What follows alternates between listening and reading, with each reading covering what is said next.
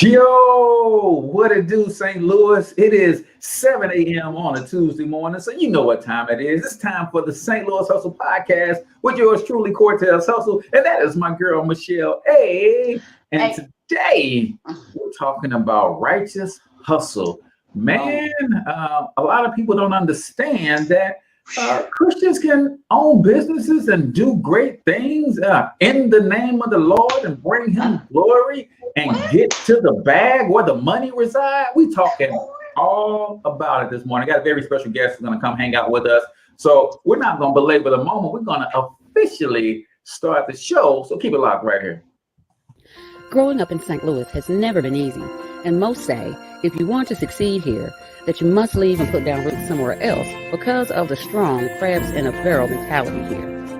I don't know if I'm just an optimistic person, but to see people like Chuck Berry and Nelly make it in the music industry, or the Roberts brothers and Dave Stewart in business, or William Lacey Clay Jr. in politics, can we blame the city, or is it that people just aren't hungry enough? We're talking to all of the movers and shakers in this town, from entertainers to politicians, social activists and organizers, and of course, entrepreneurs. Is there a curse on this city that holds people back? Is there an unseen hand that decides who makes it and who doesn't? You're about to find out. Welcome to St. Louis Hustle.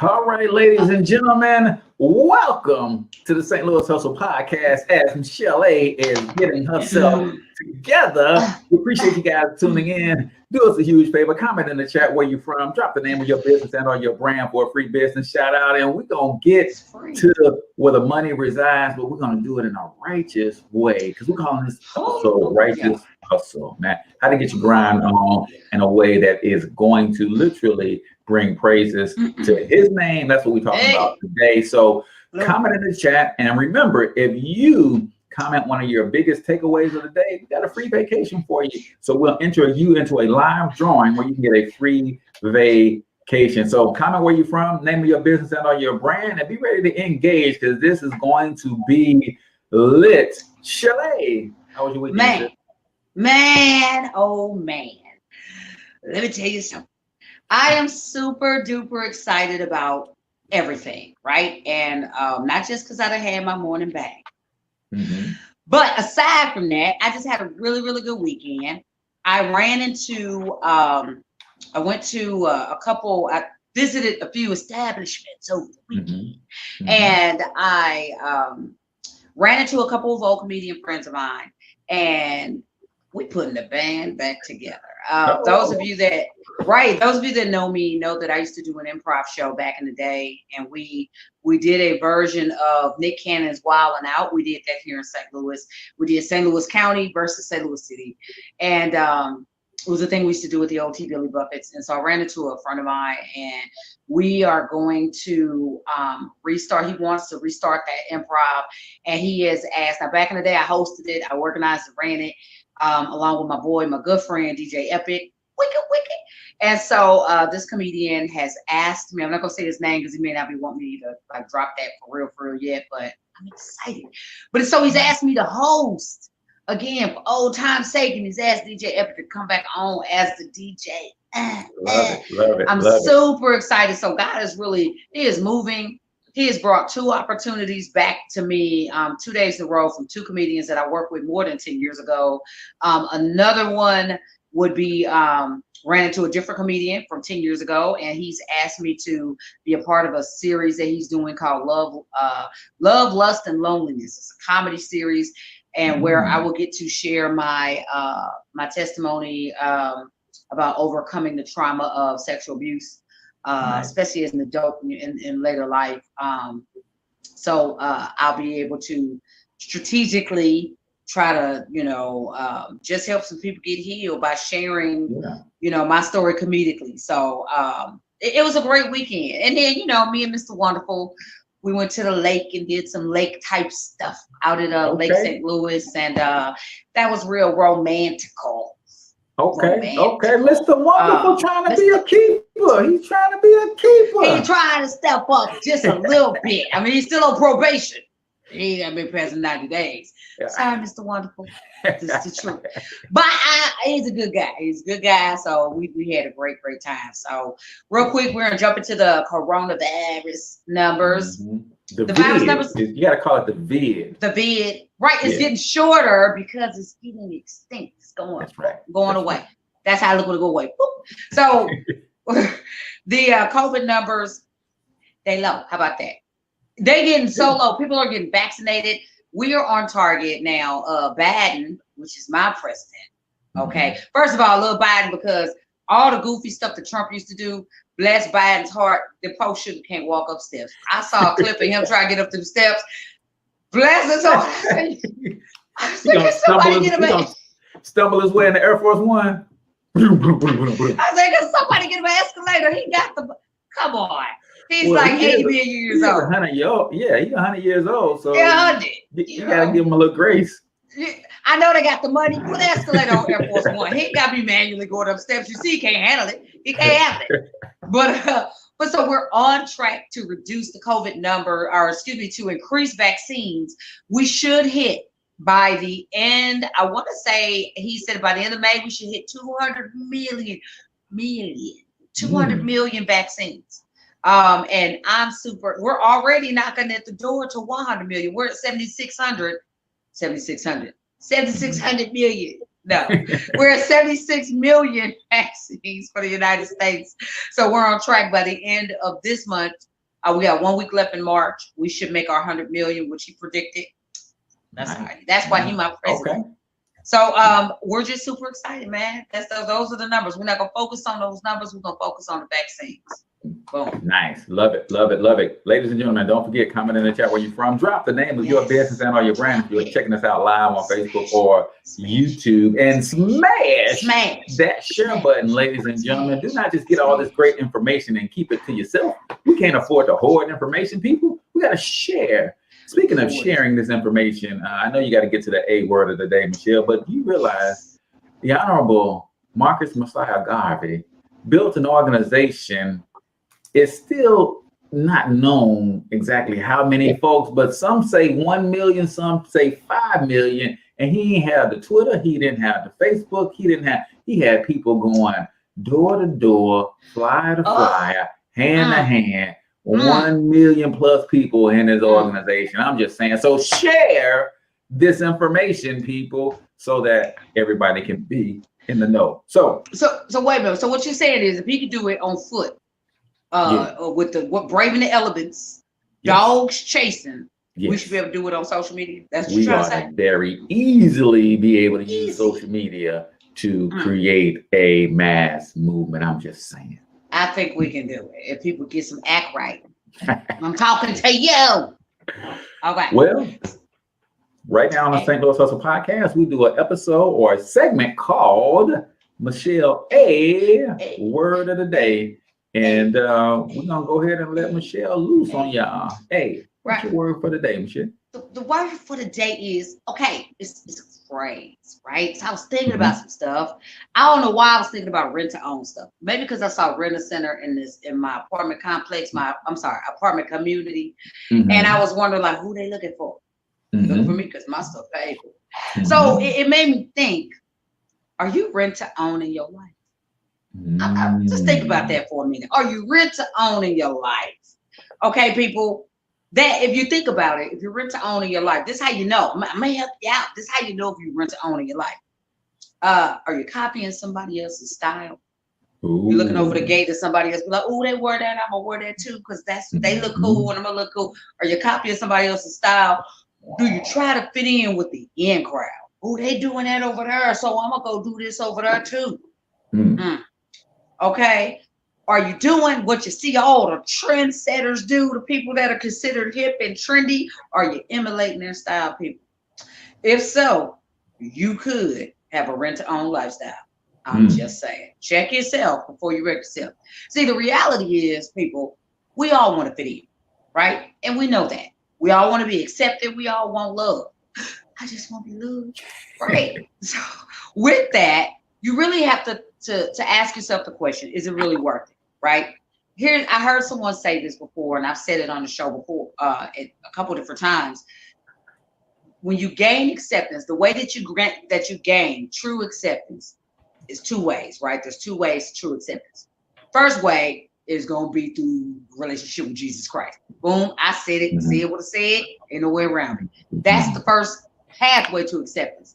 And then number two is you get accepted when you realize beyond Christ, you don't need to be accepted by him. His acceptance is enough, right?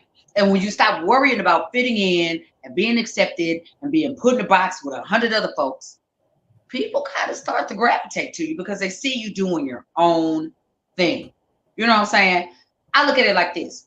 We was all bought and paid for with a price. Okay. So this life is not your own. However, it belongs to the one person that can allow you to live your freest, best life. Okay. Not just your best life, your freest, best life. You know what I'm saying? So I want to encourage people with this A word of the day, live free. You were created to live free, right? There's true freedom through relationship with Jesus Christ. You don't need to fit in. You don't need to be accepted by this person and that person. When you realize who you are, whose you are, that's enough acceptance. That's enough. Okay? Live your freest life. Boom. There it is. Drop mic. Boom.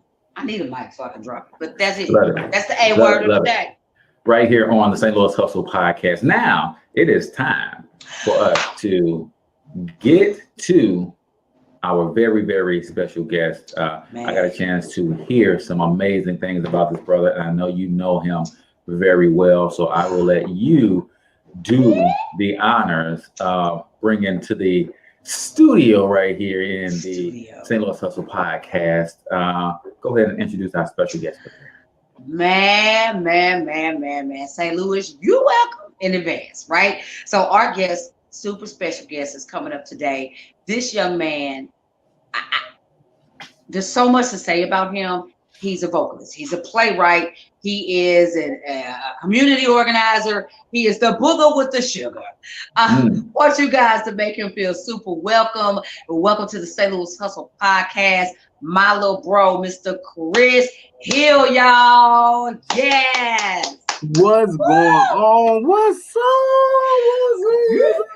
But I know him. So Welcome to the show, bro. I tried to coordinate my hat with my wall, so that was. You know what? You know what? We appreciate the coordination. Now, because I was gonna talk about. You know what we ain't talking about today because you coordinated. I coordinated. Coordinated. Man, brother Chris Hill, welcome to the show, man. I appreciate y'all for having me. Honestly, I'm honored. I'm nervous. Anytime I could be on platforms with famous people like this, I get start getting jitters and stuff like that. But this dude, man. Well, let me kick it off like this, Chris, man, and this is how I kick it off with all our guests. Tell the people who the heck is Chris Hill. Most definitely, man. So, just a little. I just ride with y'all. We're gonna talk family style. That's cool. Just a little bit about me. So I am born and raised from St. Louis, Missouri. And one of the things at a very early age I found passion in. I am what they call a pew baby. So I'm a church baby through and through.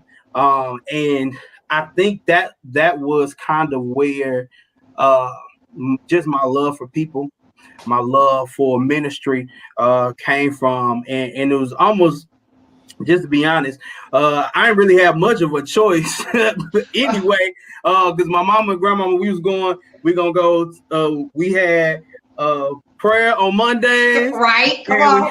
We had Bible bed on Tuesdays. Okay. We had Bible study on Wednesdays. Thursday was choir rehearsal. Fridays was a revival or something. Very rarely did I not have church on a Friday night. Then Saturday we actually did a lot of times have free. Then Sunday was going to Sunday school, Sunday church all day. We're gonna go eat, and then we're gonna come back for evening service. So I did not really have much of a choice. Right. You got chicken wing today. Chicken wing, and we're gonna have chicken dinners on Sunday. right after church in the vestibule in the fellowship hall. That's the vestibule. Look. You got to help me with this, Chris. What is BTU? Because I used to always, we got to go to BTU. What is BTU? Okay, now see, I have friends all over. So I grew up Kojic. But from now, what I do understand, BTU was Baptist people. And see, I ain't know too much about that. I just started learning. we couldn't hang around my Baptist cousins because my grandmama said they weren't saved enough. That they weren't saved enough. They don't do their dance, sugar. They not saved enough. They going to hell with no dance moves. Yeah, no, they ain't saved. They ain't saved for real. They just saved for real. Yeah, we don't really know what that for real really mean, but whatever that meant, that it was the for real. Right. We was there. But no. Wait. I got one more. Wait. I got one more. It meant that they were saying for real. I mean, they get to go to heaven, but they got to be like on a janitorial staff. Yeah, they got to quarantine in heaven for a little minute before they can come on all the way in. Come on in the room. Okay. You stand out there. The heavenly foyer, y'all. Right here. Y'all hang out right here. Like, hold on now. Y'all gotta until you get your wings. Y'all right here. Y'all right here. Okay. Oh my God. I can't already. But because of that, that was one side of my upbringing. Definitely, my mother's side of the family is very, very spiritual, very rooted in the church. And then my father's side was very community oriented, nice. Very, very active, civilly. And actually, my great uncle, which is my grandmother's brother, and a lot of people just kind of found this about me. I come from the Gregory bloodline. My grandmother was a Gregory, so my uncle is my great uncle is Dick Gregory. Wow. Yeah, so that was my grandmother's brother. And so, of course, Christmas, Thanksgiving was really holidays. Really, the only time we would see him because he lived out of town. But right. him and my cousins and stuff like that, they would come and visit on certain holidays. And so, y'all talking about heavy conversation at a dinner table. Okay, I'm sure. Yeah. So so my love for community and people on that end too, what was on a whole nother scale, a whole different level. Just the heritage and stuff that lied on that side of my family. So on both sides, really, I was just kind of infused with the heart for people and community and God all the way around. And so everything about my personality strives from that. Like I've always been overly animated. I'm an overly animated person. Jesus. You don't say. Ooh, you gotta know him. Boy, you gotta know this joker. I love him. I'm trying to be presentable right now. But like that was something that even for me, like was a big deal. Like I used to try to kind of suppress that animated side of me. Because people would be like, dang, you a lot, like you too much. But doing too much. Doing too much. But then just kind of later on kind of figuring out that was part of my gifting too, which we'll share a little bit about that later. But yeah, that's pretty much me. That's pretty much me. I love it. You know what? And you know me like you know me.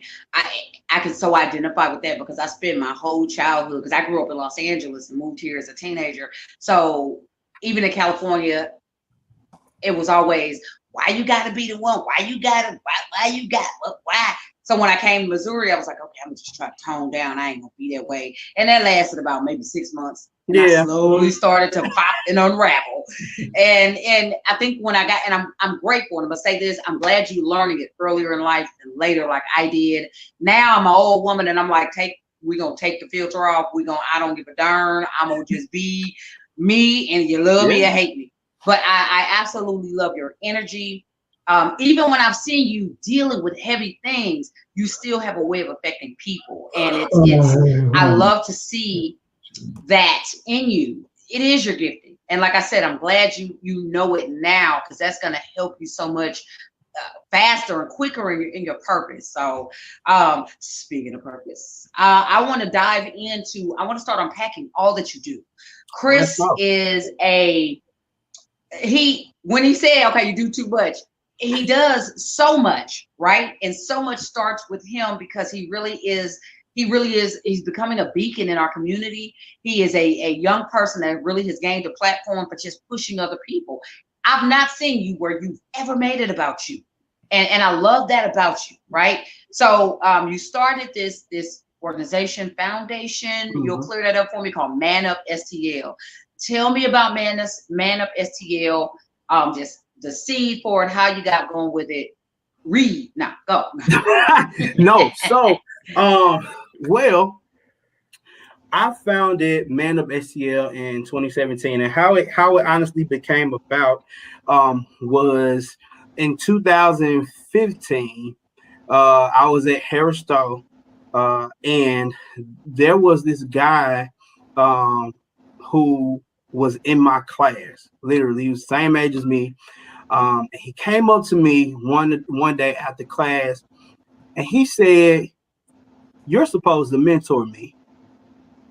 Okay. And I was like, okay, right. Right. So I was like, cool, bro. Like, well, see you around. Right. Okay, yeah. So I really didn't do anything with that. You know, he was kind of persistent, you know, trying not to be creepy, but trying to be persistent. And I just really went for it. I'm like, hey, I'm in college. Like, I don't really have time to do none of that right now. Like, I need guidance right now. Like, I was like, look, God bless you, and find somebody else. Right. And so I kind of just left that in limbo. And 3 years later, I ran back into him. Wow. 3 years later, I ran back into him just randomly. And literally, he was like, I knew this was going to happen. And I was like, who are you? Right? Because it had been so long since I had seen him. So I honestly didn't remember. I was like, who are you, dude? Like, what are you doing? And he was like, you're supposed to mentor me. And when he said that, I remembered who he was. And so I was like, and at this point, you know, a lot can happen in 2-3 years. So so things that happened, God had matured me a little bit. I was like, okay. I said, well, hey, let me get your number. You know, we started talking, and I just started pouring into him, not really knowing what I was even doing, you know, I didn't have no platform or no curriculum or nothing like that. It was just, I'll tell you about my life. I pour into you, you know, what God gives me and how Holy Spirit leads me with that. And you take what you could take. From that, he started like telling his friends I was mentoring him. So from that, they was like, you mind mentoring us, right? And I was like, not really. But the honesty. That part right there. And I wasn't trying to mentor this joker. He done bullied me into mentoring him. So no, for real, right? I was like, stop telling people this, right? And so, you know, and a lot of times, like, people have like really great stories. Like, I knew from the beginning I was going to do this. I really had no clue. And so from that, I started doing a small group with them like once a month. And they started growing so drastically, just pursuing things and like starting businesses and stuff like that. So I had an idea, and I was like, man, wouldn't it be crazy if we just did a mentorship, like, and open it up as a group, just for people to come, just in general. And so I made a Facebook post. And it was something generic. You know how people ask questions on Facebook. And I was like, hey, you know, what do you guys think about me doing a mentor group for young Black men?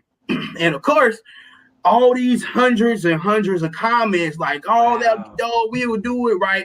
So I was like, wow. Like, so at the time, I went and I found a space to host this this first initial meeting that I thought, right, and which was at Coffee Cartel in the Central West End, which don't even exist anymore, right? Wow. Yes. And so I went in Coffee Cartel, y'all, and I showed up at the front door with like all these papers, like this stack of papers I had made of copies or whatever. And I told them at Coffee Cartel, I was like, I need this whole side.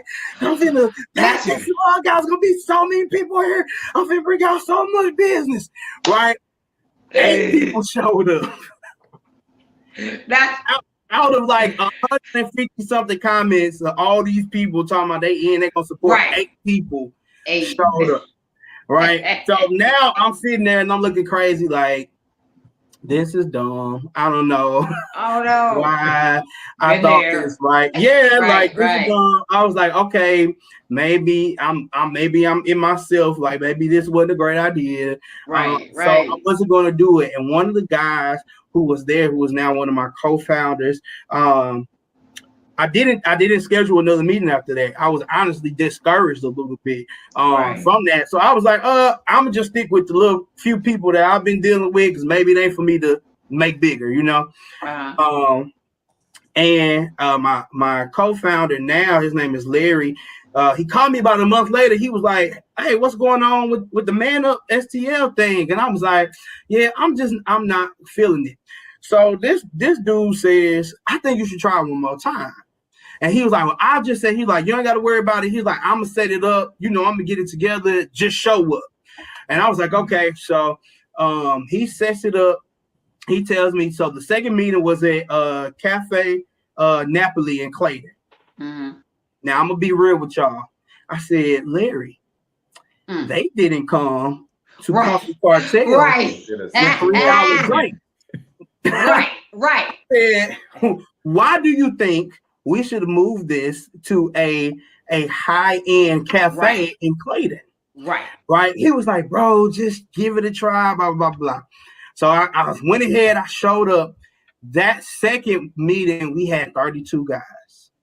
Okay. And I said, and honestly, this time, now the first time I had papers and all this, I was ready. This time I came already expecting it not like nobody to come. So I had nothing, like, I didn't have anything to pass out. In our first conversation, I remember it, our first conversation that we hosted was, what's your perspective of being a man? And so it was so many different perspectives that came from that. And from that, that was the initiation of ManUp SEL. And then it grew. People started catching the vision. People started wanting to be a part. Nice. We held our first event that following year. It was called Operation Squad, when it was an against stereotype movement where we had guys from all over. They dressed up in suits and stuff like that. We had, I remember the picture on Facebook. Yes, we had 300 African American men in St. Louis come downtown, and we shut downtown down. Literally, we shut downtown down. We were on national news. We were in a newspaper, and that event is really what put us on the map. And so I'm a little excited to share with y'all, though. Just this year, we actually rebranded, so we're no longer ManUp St. Louis. We're actually ManUp Global now. Nice. So yeah, we just changed the name because now we have started chapters. So because of what cities were seeing and what we were doing here, they wanted to do it. So now we actually have officially 5 other cities. We have Phoenix, Arizona, Chicago, Illinois, Atlanta, Georgia, Houston, Texas, and I'm missing one, Memphis, Tennessee. Wow. So I have a question, but then did you have a question for this? No, but we do need to go to a quick break. Okay. So, all right. Let's do that. But I am thoroughly impressed, man. You went from 8 to 32.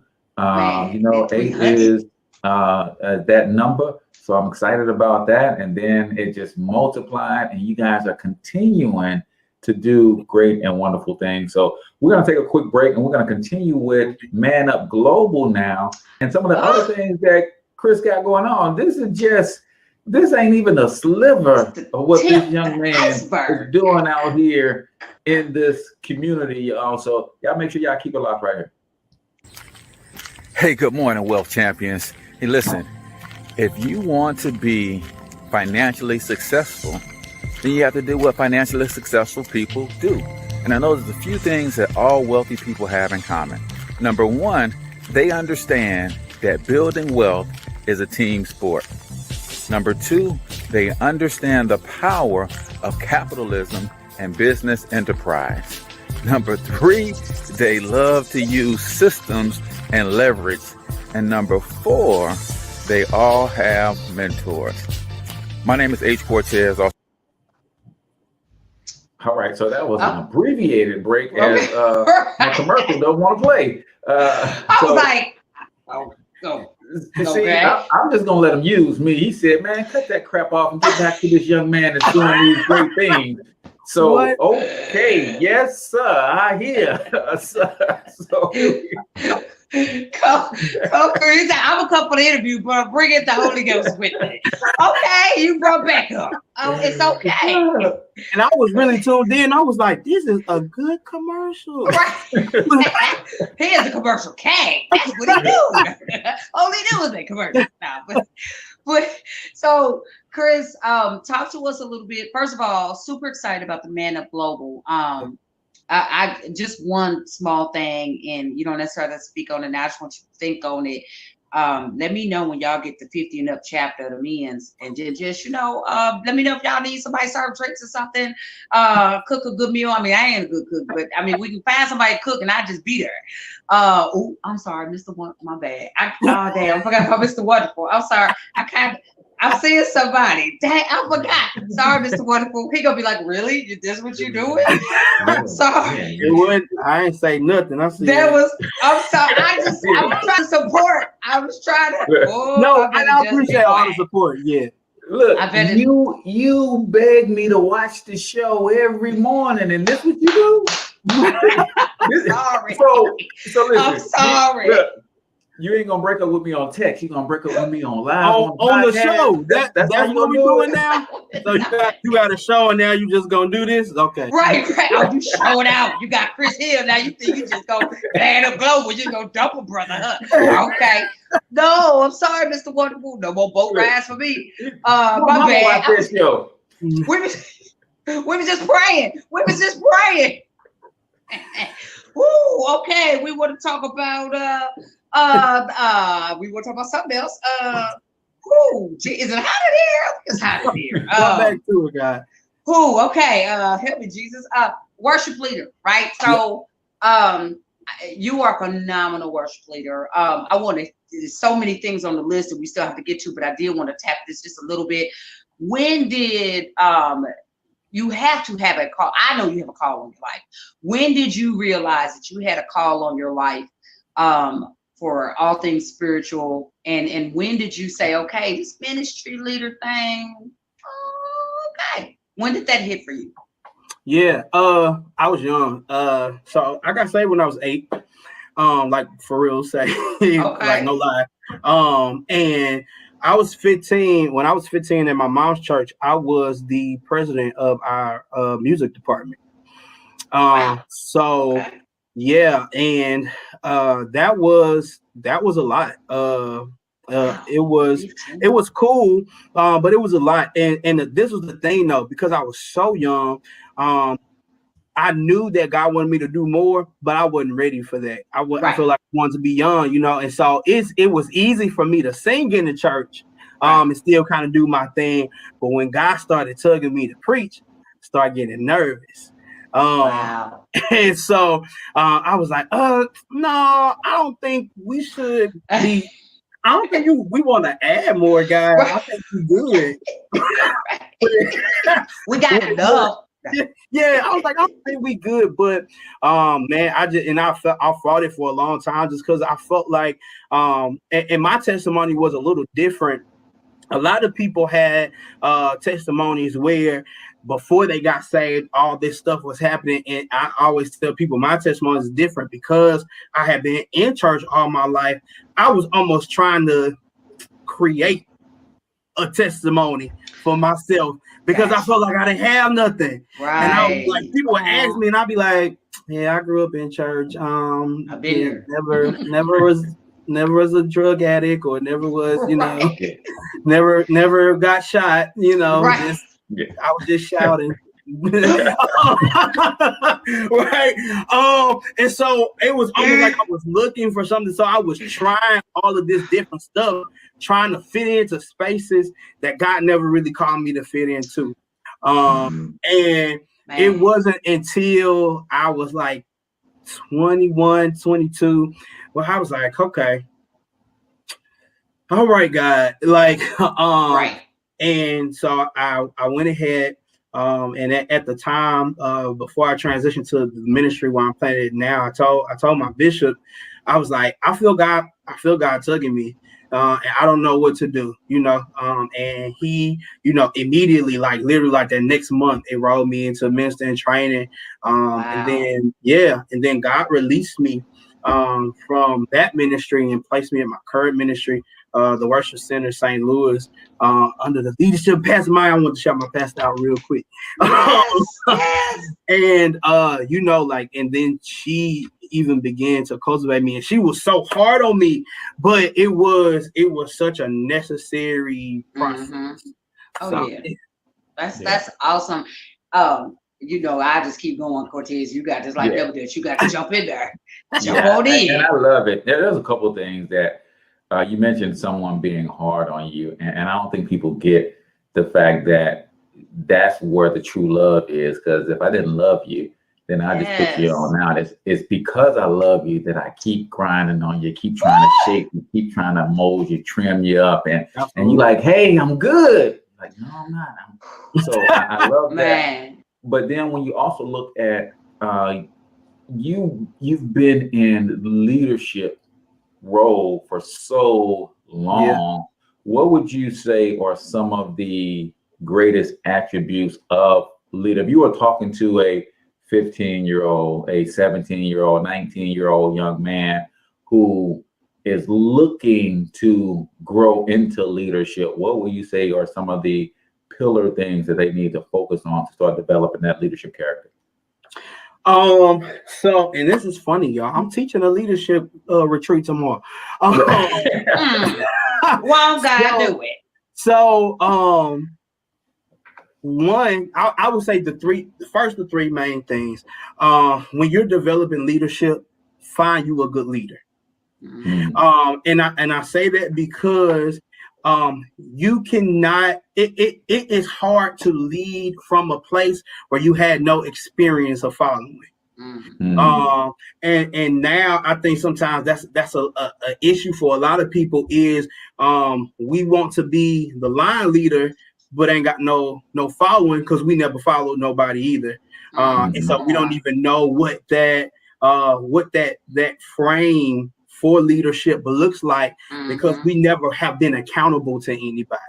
And there were times, and just the segue in, I'm gonna get to point two, but there were times where even in my leadership, even with my pastor now, and I'm grown in the mud, right? I might post something on Facebook and it's just a joke, a meme or something. And my pastor would text me and she'd be like, you need to take that down.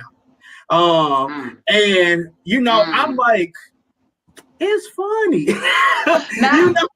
But being accountable to a leader and subjecting my flesh to the God in my leader, but also then to the things that I want to do. I'm like, okay, I'm gonna take that down because my leader asked me to take that down. And then that helps develop me to say I'm humble and submitted as a servant, but also that puts me in position enough to lead. And it reminds me, and I'm not gonna preach, but it reminds me of Joshua and Moses. He was submitted to Moses. And so that's how, because of his submission and watching Moses' leadership, that's why God anointed him to be able to continue in leadership, because he was submitted from that. But then, I'm sorry, I said Joshua Joseph. And then the point two, I would say, is actually get you and develop your skill. because too many, and I've seen so many people are talented, but then they don't really put any skill to it. You don't take no trainings, you don't do no schooling, you don't get no education, you don't find you anybody. And so it's like you want to lead or you want to start this business or you want to do this thing, but you haven't really taken time to perfect whatever it is your craft is. So that would be the second point. And my third point would just be honestly trusting yourself enough to lead. I meet so many leaders who the person that's in the front think they the leader, but the person in the back really the one that's leading. Pushing the line. And them not being confident enough in themselves to know you're actually the appointed leader because they listen to you. Like come on. He walking in the front, but they listening to you. Dirty. Come on. And so like learning how to actually be confident in yourself to know that, okay, I'm submitted, I got the skill, and I'm confident to walk this out. Love it, love it, love it. Man, that's awesome. That takes us right into you being I because I follow you online.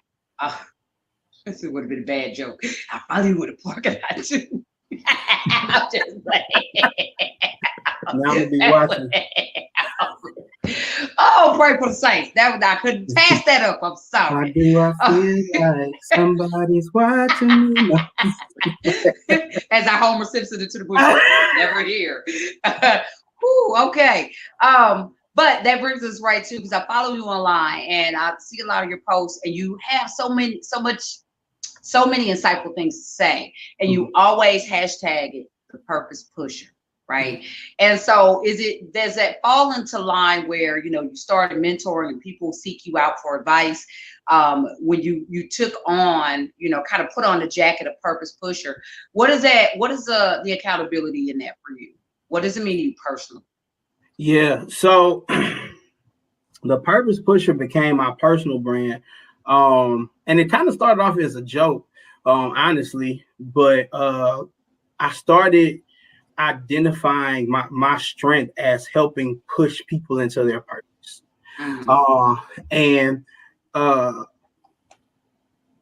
When this is the hard part, right? In one season of my life, kind of like I told y'all, it was when I was younger, when I was a kid, I started looking for a testimony to say. You got to be careful about what you ask God for. Then as I got older, he gave me a real one. Okay. And in that, it was like stuff was happening back to back to back to back. And it was in one season, like I went through depression, and I actually got diagnosed with depression, and I was taking medication, like all kind of stuff.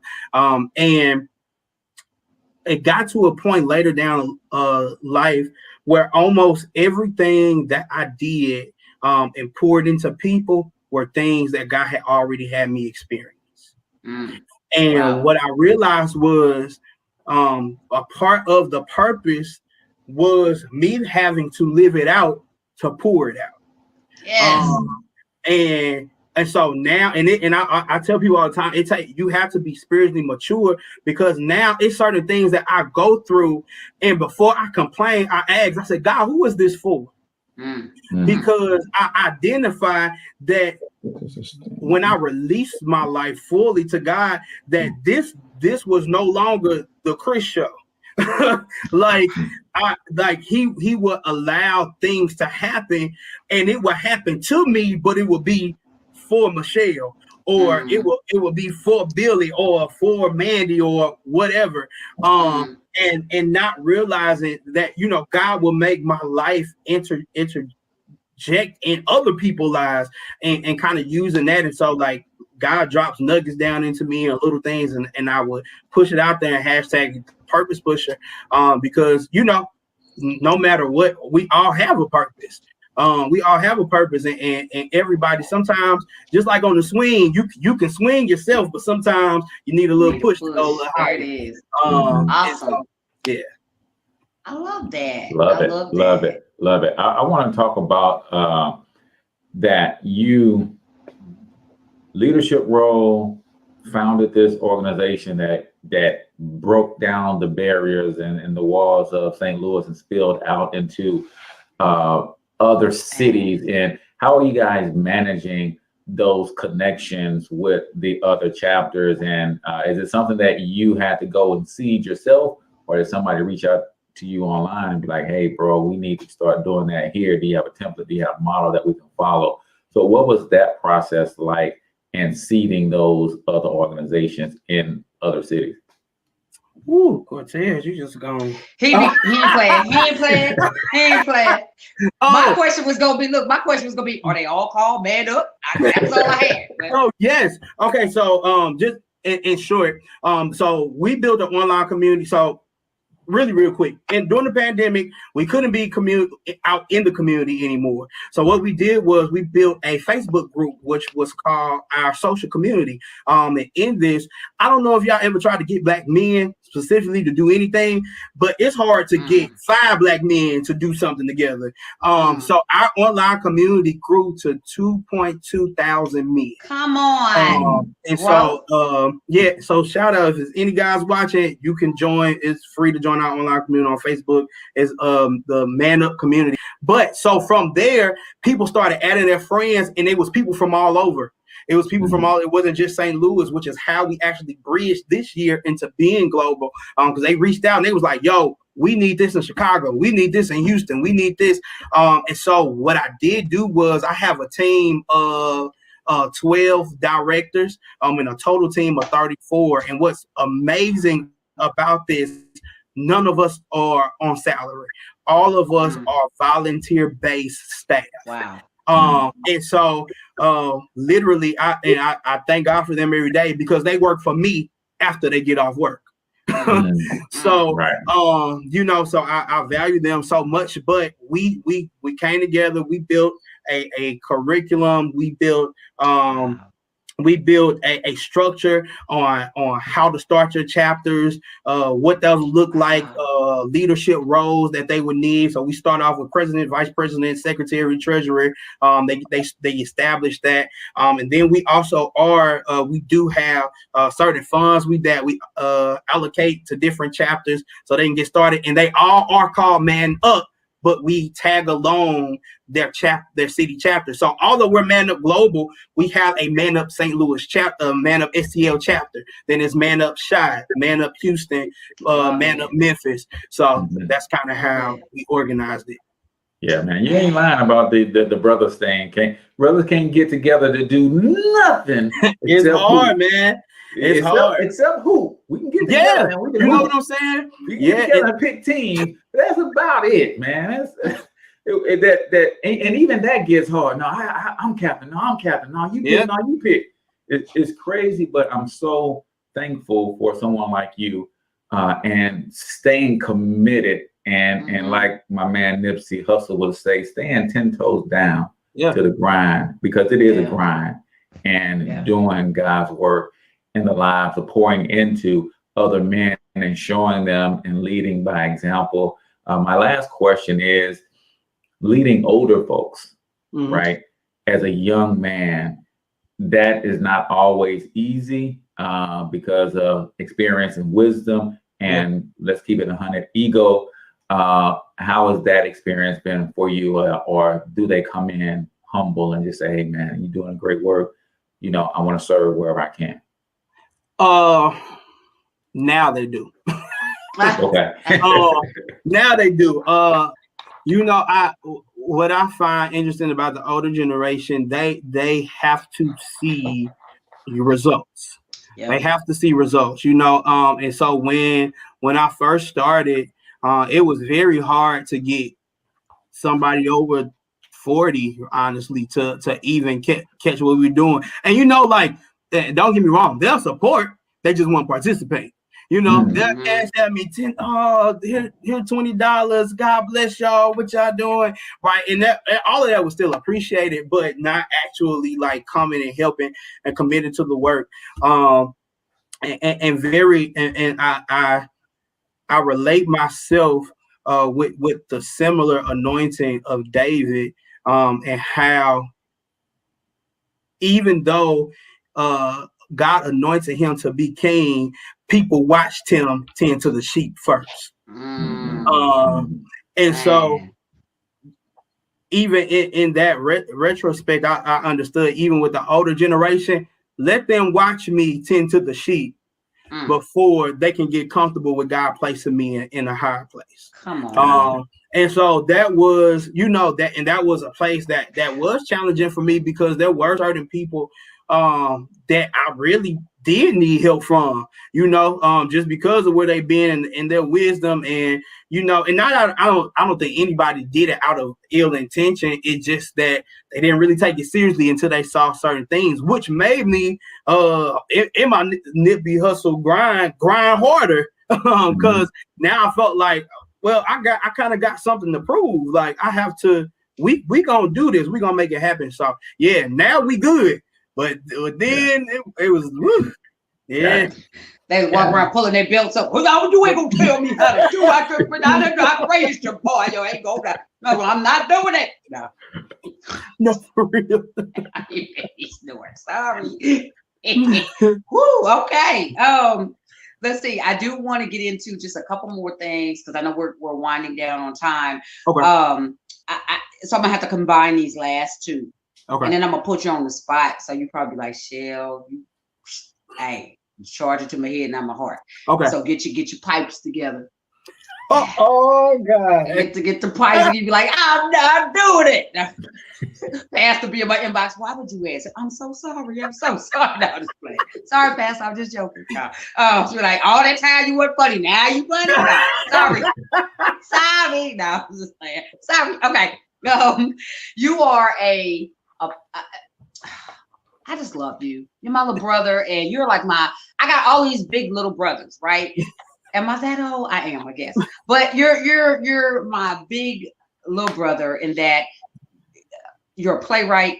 You love concept, movie concept, television concept. So you, I know, because we were in the same ministry for a number of years, and I love, anybody knows me, I love drama and acting and all of that. So Chris actually wrote several of our plays for our church that we would do throughout the year, and he's an awesome director, an awesome playwright. One of your newest projects was I believe, reality television show called Family and Friends. So you could kind of summarize you creating content and then lead us into a family of friends, and then we'll wrap up with our final comments. Gotcha. Yeah. So man, when creativity and content is such a it's really a hard thing. People think content is easy, but it's really not.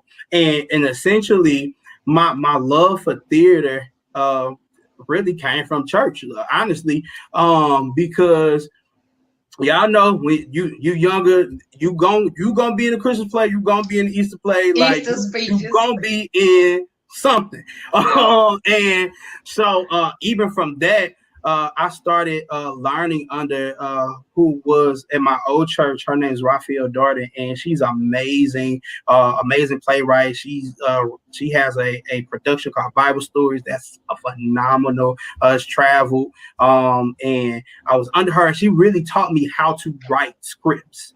How to write scripts and how to piece together stories. But one of the most important things for the narrative, she taught me how to see God everywhere. And where my lens was only like, oh, God shows up like this. Like, I one day I prayed for God to give me creativity in my sight. And God would reveal himself in cartoons. I'm not joking. Like, I could be watching SpongeBob, and SpongeBob would say something, and I'll be like, that preach.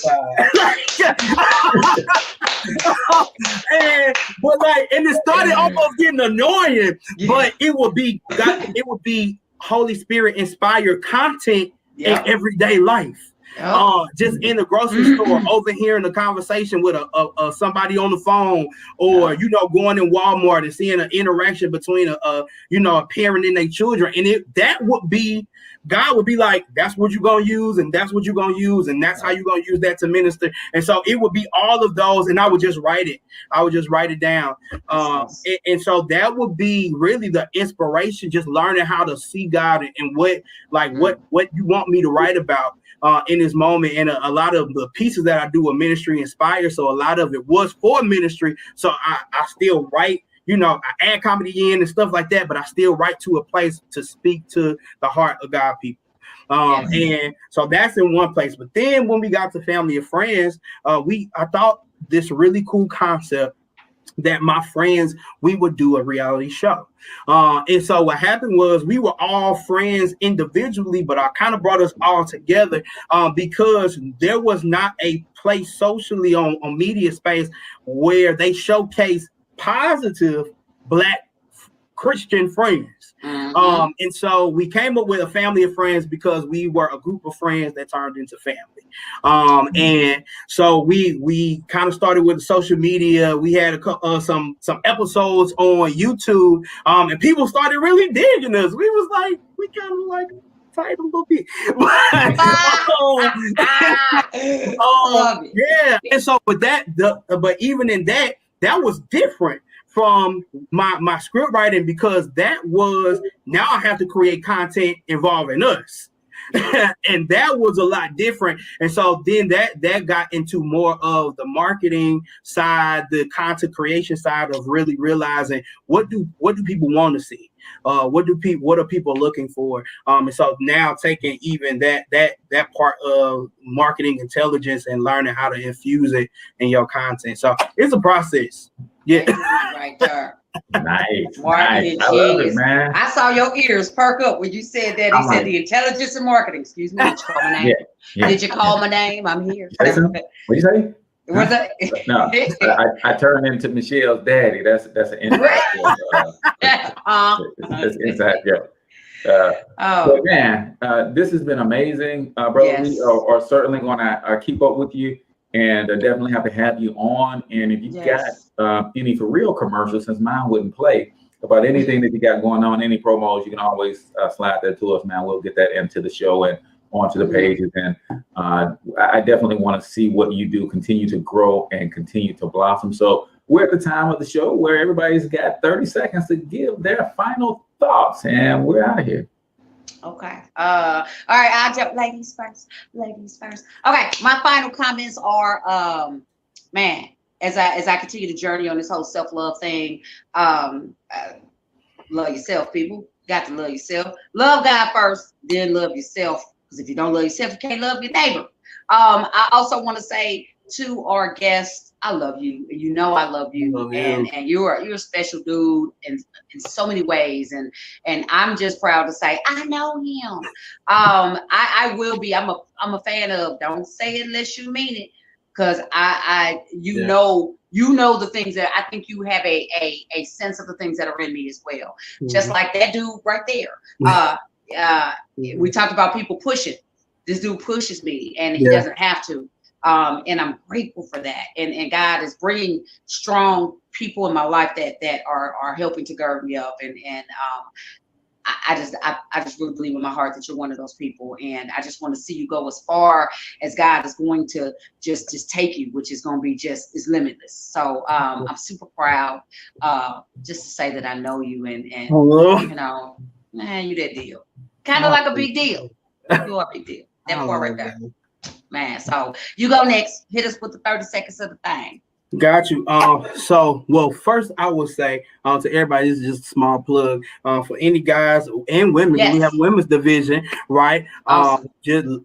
Please go visit our website. It's www.manupglobal.org. Awesome. Go visit us there and tell you all about it. But I would just leave with this, and I know it's early in the morning, people watching, but I really just kind of felt God dropped this in my spirit. Trust your season. Trust the season that you in. Something significant happened where a week ago, March 21st, in one day we transition from winter to spring, and that's how quick God changes seasons. Period. And so realize a season is a season, can't last always. And when you enter into the new season, trust that season. Love it, love it, love it. Michelle's a word of the day. She really alluded to authenticity, being who you are, and just understand that if people don't like it, they got to take it up with your Father because He made you that way. So stand and walk in it. That is. Till we talk to you guys next time, we want you to get your money up because you absolutely can do it. But more importantly, you deserve to do it, each and every single one of you. Now hustle up.